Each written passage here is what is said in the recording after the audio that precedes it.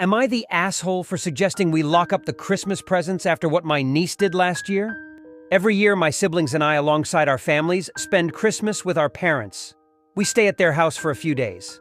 Everyone opens gifts together. It's hectic but lot of fun.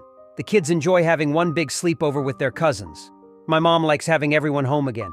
We all pitch in. It's a win-win. Last year, my brother married Sally. She has a 7-year-old daughter, Mindy. This was their first Christmas with us. It seemed like they were having a fun time. Christmas Eve, all the kids went to the finished basement to sleep. We told the kids to not open up gifts without us and to wake us up when they did. This was repeated several times. Once the kids were asleep, we put all the gifts under the tree and eventually went to bed ourselves. The next morning, around 6 a.m., I wake up early and head downstairs. I find the living room a mess. Half of the gifts were unwrapped. Several of them had been ripped from their boxes. There was Mindy playing with some of the toys. Most of the ones weren't even hers.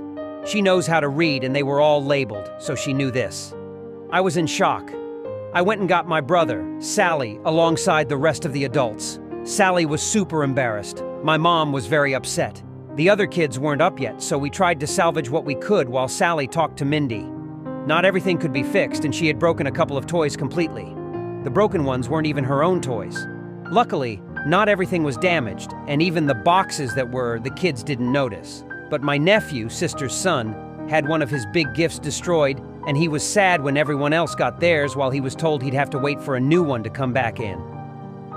Sally and my brother reimbursed everyone.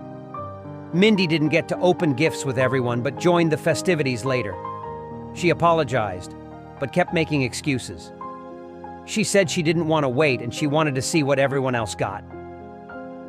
We're all preparing to go to my parents again this year. I put in the group chat that we should either lock the door to the living room this year or put a gate around the tree so no one can get to it. I didn't even name names, just specifically said no one.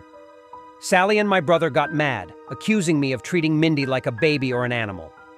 I said I'm not, but this is a precaution so none of the kids are tempted. They said this isn't necessary and I'm holding a mistake over Mindy's head. I said no, I'm not. I'm trying to make sure we have no repeat. Because I know it'll be asked. Mindy doesn't have autism or ADHD, and even if she did, my daughter has ADHD and both my sister's kids are on the spectrum. They knew better. I don't think Mindy was malicious. She was only 6. But I do think precautions should be made. My parents agree with me and my brother is mad that I put it in their heads.